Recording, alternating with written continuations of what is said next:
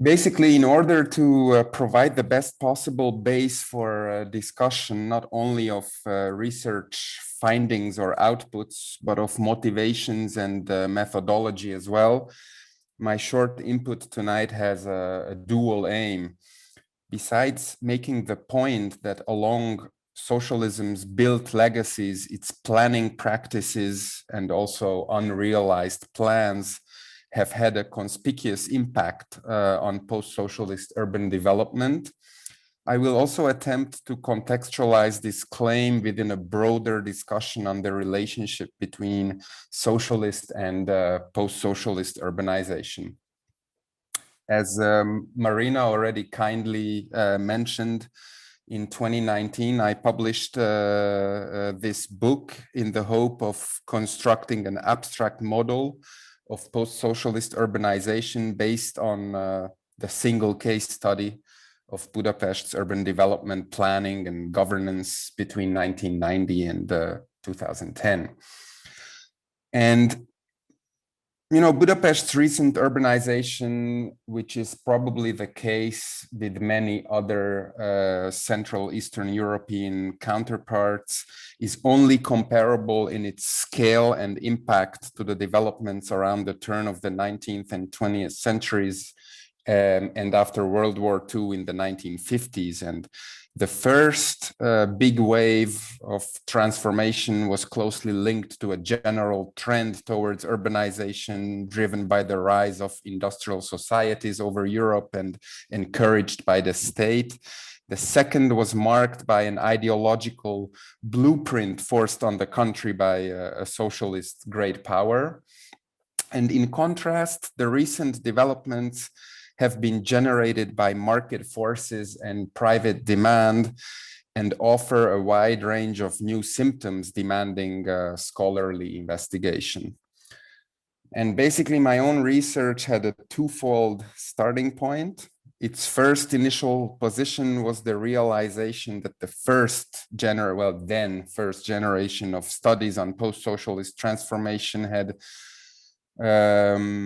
seemingly no sufficient empirical material to work with.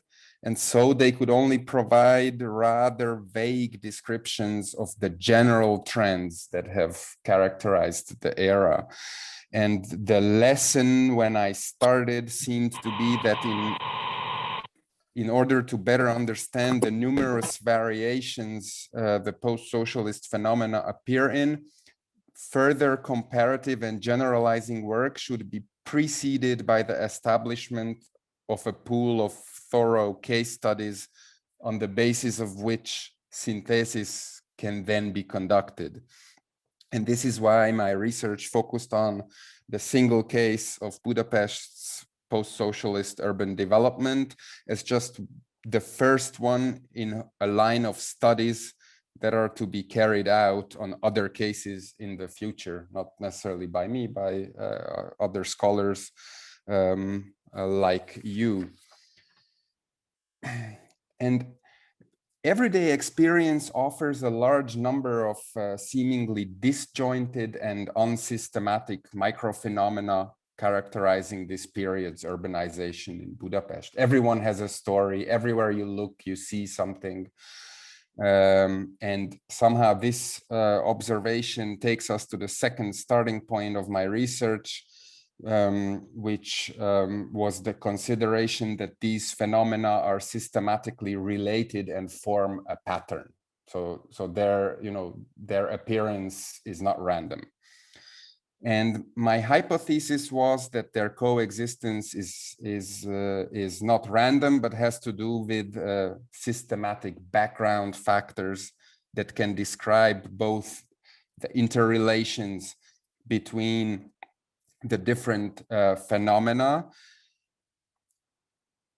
and the nexus between historical legacies, so the historical background, partly in the socialist past, the characteristics of the systemic transformation in 1989, 1990, and the production of space following it. And in the face of this background, my major aims in writing the book have been the following. First, I hoped to introduce an empirically deep and richly detailed single case study of Budapest's urban development between 1990 and 2010.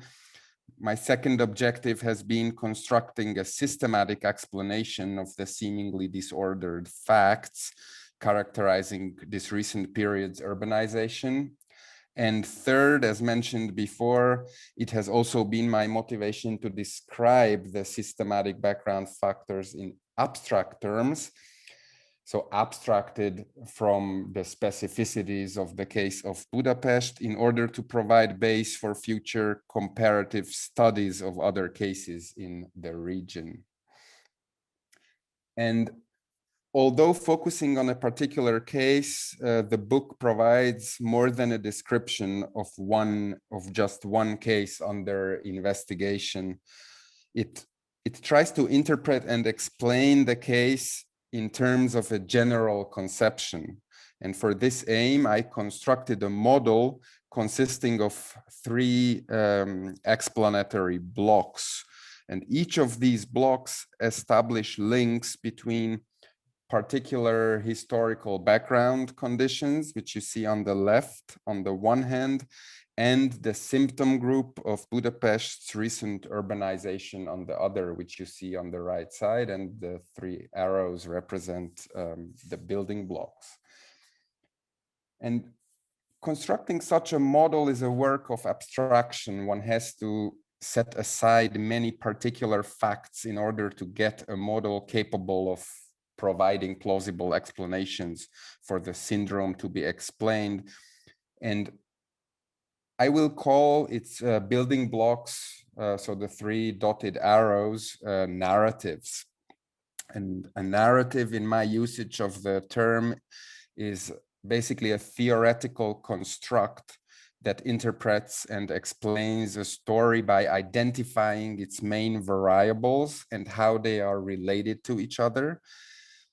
And another reason why I'm using the term narrative is that the explanatory pattern I developed cannot be found as given out there. It has to be constructed and applied to the material collected in the form of an interpretive venture.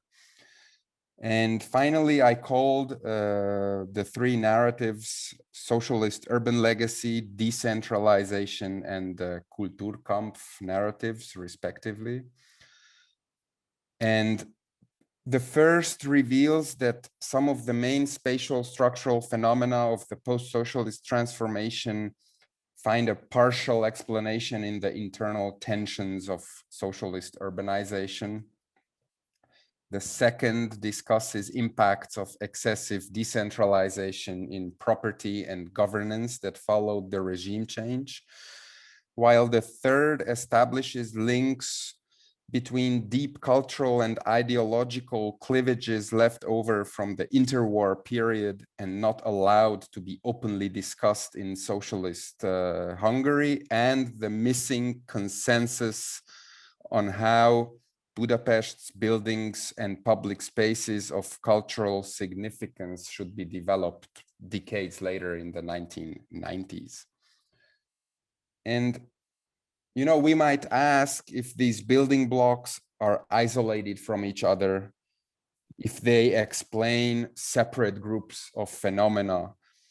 But the answer offered by my book is no. The three narratives point towards convergent outcomes. They actually are interrelated and strengthen each other. No matter whether we begin by socialism's monolithic power geometry, the tensions of its urbanization, or the ideological cleavages suppressed by the regime, the narrative in each case, each of these cases leads to the very same combination of symptoms in the post-socialist production of space, which can be described as urban development generated by market forces and private demand and lacking coherent visions on how the city should evolve.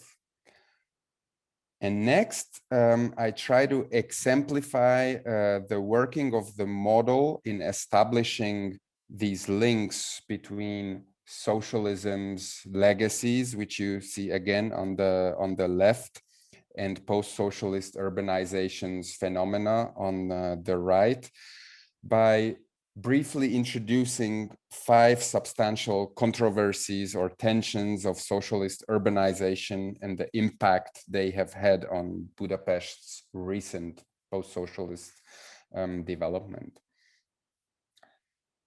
Rapid urban development was a core promise of socialist regimes. However, an asynchronic relation between their centralizing planning and deconcentrated spontaneous development provided for what the historian György Enyedi describes as anti-urbanism and explains with Eastern Europe's belated urbanization cycles. As a result of this discrepancy, the proletarianization of the formerly agricultural workforce could not be followed by a comparably fast migration of this population from rural areas to urbanized centers. So, you know, there was simply not enough housing and infrastructure for these farmer-turned workers to find place in the cities. On the contrary, administrative measures were often put in place to restrict metropolitan growth by preventing would-be migrants from settling in the major cities. Consequently, villages of the agglomeration exploded, forcing the worker-turned farmers to endure aggravating life circumstances, as described by György Berkovic's 1976 local history publication of Budapest's Margins. That's the book cover you see on the slide. Besides housing, urban functions not directly related to industrial production, such as commerce and tourism, also remained underfunded and underdeveloped. This anti-urbanism is the first important tension of socialist urbanization. The shortcomings of infrastructure, housing, and services caused by forced industrialization became a major obstacle in the way of urban development proper. In response to the housing shortages in the metropolitan centers, extensive public housing programs were launched in Hungary in the 1960s and 70s. The establishment of a classless, egalitarian society was an important central promise of Marxist doctrine. Replacing the market allocation of housing with an administrative procedure was seen as an important instrument in achieving this goal. However, in 1969, sociologist Ivan Szelényi and novelist György Konrad found, to their surprise, they've done a study, that despite the official propaganda according to which the socialist state has for its main aim to improve the position of the working class, the bulk of its proletariat was nowhere to be seen amongst the residents of the new mass housing estates. Instead, the new inhabitants were predominantly middle-class people, such as professionals, intellectuals, and bureaucrats. The finding that new public housing was allocated systematically to higher income groups reveals the second major tension of socialist urbanization.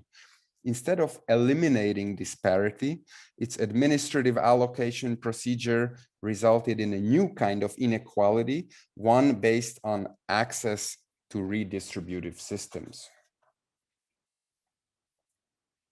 The theoretical model of the socialist housing system worked based on the economic model of the premature welfare state, a term coined by the economist János Kornai. The exclusion of a real market, the omission of housing costs from incomes, and the centralization of all important investment decisions characterized a system in which every key aspect of housing was meant to be under the control of state institutions. Rents were kept artificially low, with the immediate consequence that the state was neither able to provide new housing in acceptable quantities, nor was it capable of properly maintaining its existing housing stock. This takes us to the third tension. The paternalistic socialist states implemented welfare systems, which they then underfinanced and thus kept on a rather low level.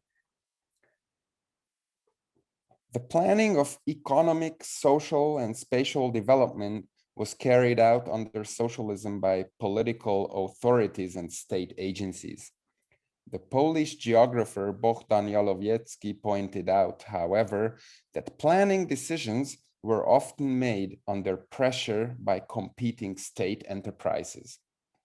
In there, what Jalowiecki calls competition without a competitive market, these companies aimed at an accumulation of the means of production as opposed to capitalist firms that seek profit. By maximizing the assets made available to them, including space, they could secure political influence and constant growth.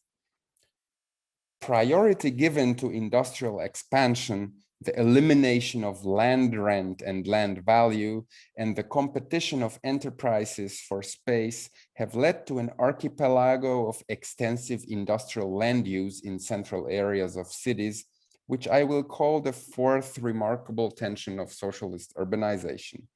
Centralized spatial planning was seen as entailing the promise of rational land use, but it failed to fulfill that promise. Another aspect of state socialism, its system of paternalistic redistribution, is discussed by the anthropologist Katrin Verdery. She summarizes this regime as the party's efforts to secure legitimacy and popular support by taking care of people's needs through centralizing the social product and redistributing it in the form of jobs, affordable goods, free healthcare and education, subsidized housing, and so forth. The socialist mode of operation sacrificed demand and consumption in favor of production and the control of supply, resulting in constant shortages, a phenomenon first described by János Kornai in 1980. Mass housing was a rare case where the regime managed to a certain extent to negotiate between its two preferences. It supplied masses with assets without actually losing central control over these, as they continued to be administered as part of the party state's resources. Kornai's theory of the economy of shortage, combined with Jalowiecki's observation on enterprises' competition for space, and complemented by Verdery's thesis on the basic incongruence between what was necessary to legitimize the regime as a paternalistic state and what was essential to maintain its centralized power, will lead us to the fifth remarkable tension of socialist urbanization. Although cities of the Eastern Bloc were not peculiarly dense, a constant drive for expansion and inefficient land use resulted in shortages of space. The regime change found Budapest with its central urban areas still dotted by a hodgepodge of real estate in the possession of industrial firms, while the socialist industry suffered a serious setback and a significant part of it collapsed. In the meantime, a return to market evaluation of real estate was carried out, complemented in Hungary by an overnight privatization of property way under market value. As a result of the transformation shock, municipalities were short on financial resources, which pushed them towards alienating as much of their housing stock as possible. The faster, the better. This liberated them from most of their maintenance responsibilities, as they got rid of large proportions of their portfolios, mostly comprising buildings with the renovation demand. However, the resulting massive alienation of property appeared with various controversies. Such was its injustice caused by the failure to set any wealth cap on eligibility for subsidized buying, benefiting the wealthier, as of course they were able to become homeowners of their typically bigger and better equipped apartments for a fraction of their market value. So basically, the bigger the apartment's value, the bigger was the state's privatization gift, so to say. Another tension to mention is public authorities' dysfunctionality in controlling the city's transformation after having alienated development land en masse before preparing strategies and regulations for their future development, basically radically limiting their future negotiating potential vis-a-vis the new landowners, private developers. For all that, privatization's major unintended consequence was enhanced spatial segregation. It mobilized those better off, and as sociologist János Ladányi pointed out in 2007, their movements soon changed from switching to bigger or better apartments within their original districts to moving from deteriorating central neighborhoods to single-family houses beyond the city's fringes. And this trend resulted in massive suburbanization, wherein Budapest lost around 20% of its population within the first decade following the regime change. Furthermore, this trend also contributed to enhanced deterioration in Budapest's second urban belt, which you see over here in the map. An area already exposed to slum formation under socialism, as this map by historian Elisabeth Lichtenberger reveals. The darker the red, the worse the condition of the buildings. Ivan Szelény coined in 1983 the term camelback urbanization for this kind of decay between historical centers and mass housing satellites characteristic of the socialist city. So Szelény basically says that whereas Western European slums were at the time to be found on the periphery of the cities, North American slums in the centers, think of Detroit. Eastern European slum formation was in this second intermediate urban belt. Finally, I will demonstrate with an in-depth study how the socialist regime procrastinated most of its urban renewal tasks in this neglected urban belt, and on the other hand, how its unrealized plans provided raw models for tabula rasa renewal, which were reactivated in the form of investor grant projets in the post-socialist era. Budapest's General Urban Plan of 1960 did not consider the necessity of neighborhood renewal in the second urban belt a priority, and rather suggested focusing efforts on decreasing the immense housing shortage of the time by means of erecting mass housing estates on the city's peripheries. This dichotomy was further enhanced with the introduction of prefabricated panel technologies, making their appearance in Budapest in 1965. You see the first such slab being erected in the image. While the socialist leadership interpreted the rundown tenements as undesirable remnants of the capitalist bourgeois past, and thus cherished the idea of also replacing these by modern dwellings, the envisioned large-scale demolition in dense urban areas with predominantly small households would have been very unfavorable for the regime's already poor housing statistics. The case of Budapest's 8th district, the city's poorest area with the new proletariat having comprised a large proportion of its population, is a prime example of this dilemma. While in practice, its 19th century building stock remained mostly overlooked throughout the post-war socialist era, plans had been repeatedly developed for their renewal.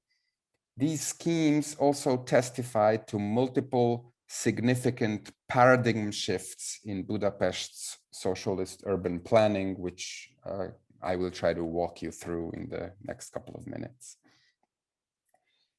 The first such plan, inaugurated as the district's detailed redevelopment plan in 1965, was yet to conceive a complete demolition of its most underprivileged area. Its author, the planner János Brenner, suggested retaining valuable buildings and complementing them by punctual insertions of medium-sized blocks. So, you see this mix of new slabs in thicker black and in with thinner lines, the 19th century blocks that should have still remained.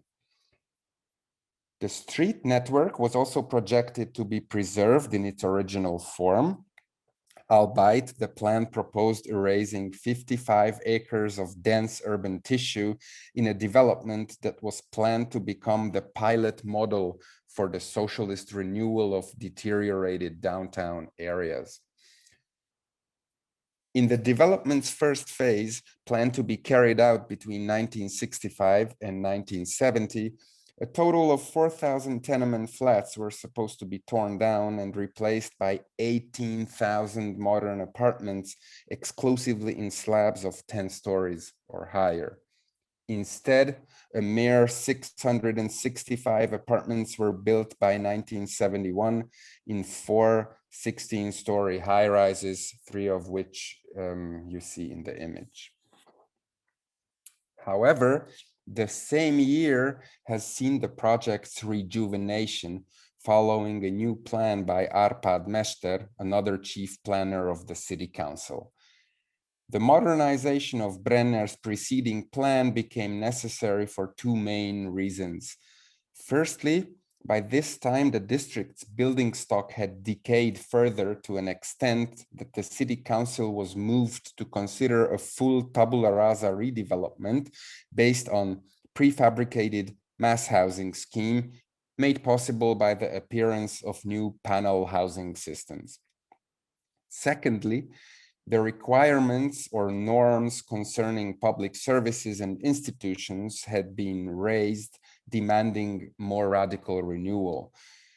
The revised plan proposed larger green areas, centralized car parking, a zone dedicated to public institutions, the placement of tertiary functions in the ground floors, and all this is organized along a new east-west boulevard, which you see here in the middle of this compound. And what you might also notice is that other than on the edges, nothing is left of the 19th century blocks.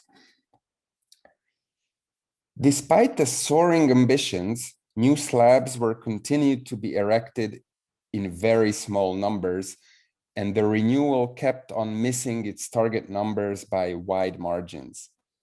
The scale of the project and the proposed massive and simultaneous deconstruction of apartments was feasible neither financially nor logistically under the conditions of budgetary and housing shortages of the time. Furthermore, the renewal's procrastination and the resulting immense time gap between its planning and execution, which basically never happened, aggravated the neighborhood's decay, as no refurbishment allowances were allocated from the central budget to tenements and public space that occurred in the respective 5-year plans as designated for demolition. Due to the apparent failure of downtown renewal by means of mass housing and under the influence of the international paradigm shift towards soft rehabilitation that aimed at sustaining inhabitants and built substance, the 1980s witnessed the evolution of an alternative strategy for the renewal perimeter under our investigation.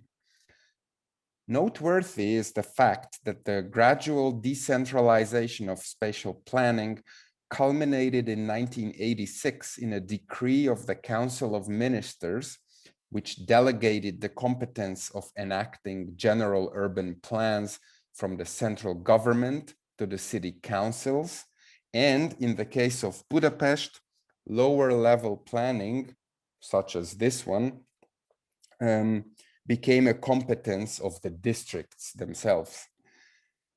Moreover, the planning of the renewal under investigation here was relocated from the City Council to the Institute of Urban Research and Planning, a state-run multidisciplinary think tank comprising sociologists and economists besides planners and engineers.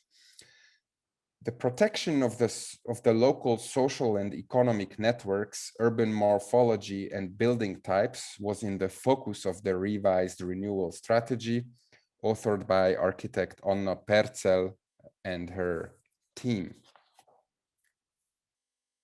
First published in 1987 and partly inspired by the IBA in Berlin at the time, the renewal plan and the soft rehabilitation strategy it fostered were based on a detailed value assessment and suggested a renewal type that keeps and refurbishes most of the building stock.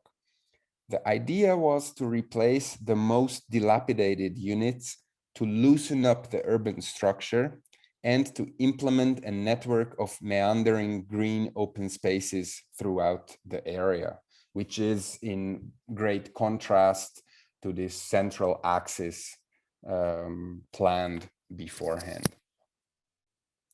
However, once again, it has never come to deploying the project, mainly due to lack of financial resources and later, following the regime change, missing investor interest. No economic feasibility study was carried out for the proposal in the 1980s, which was not unusual at the time.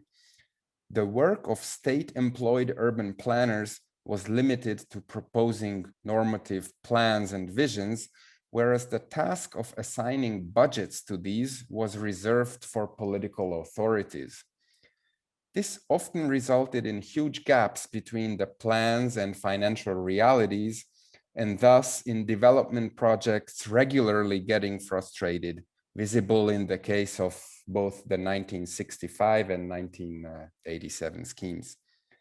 To make things worse, the plan still developed under socialism was unfit to respond to the introduction of land values, a real estate market, and the following fragmentation of property. Given this outcome, in the first decade into the market economy, the 8th district remained the least desired amongst central urbanized areas of Budapest, according to comparative real estate value studies. In the year 2000, as it was by and large impossible to find market funding for the block scale rehabilitation planned in the 80s, the municipality officially abandoned this plan and announced the Corvin project, the biggest tabula rasa urban redevelopment in post-socialist Budapest's history. They argued that instead of investing hope in fragmented, smaller developments, it was preferable to outsource the most deteriorated areas renewal into a private mega project. The project's affinity with the 1971 renewal plan is conspicuous. Both propose an urban structure not just alien to its surroundings, but also introvertedly organized around a large central promenade. Moreover, both legitimize mass tabula rasa with the economy of scale and argue with modernism's normative vision of healthy living environments.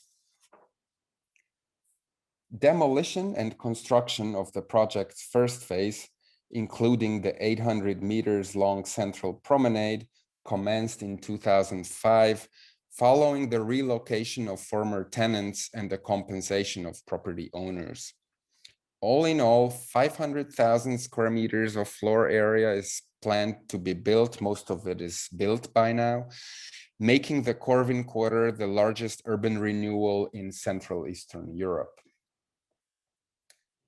The project has had mixed public reception so far. Its poor contextualization within the area's social structures and urban morphology has collected various diverse criticisms. Further critique points out that as political gridlocks and financial bottlenecks disabled the municipality in delivering its tasks within the PPP construct on time, the private developer gradually took the overhand within their partnership, and even the very company funded and owned by the municipality for managing the district's renewal ultimately took sides with the investor, identifying it as its natural partner in their shared desire to swiftly progress with the development. On the other hand, the Corvin Quarter did succeed in reversing the district's ghettoization, not to mention that this is the first time since the war that a proper renewal was realized. It turned out to be highly successful on the real estate market and allowed the municipality to cross-finance population retaining renewal in other areas of the district. The Corvin Quarter's case is not unique. The under-resourced post-1989 local governments were facing immense difficulties in their attempts to carry out renewal programs and pushed them towards developing a laissez-faire attitude vis-à-vis private investment in the hope of this becoming the engine of spontaneous development. This tendency, combined with the second urban belt's favorable position within the urban topology and the availability and affordability of land there, resulted in this area becoming the breeding ground for investor urbanism.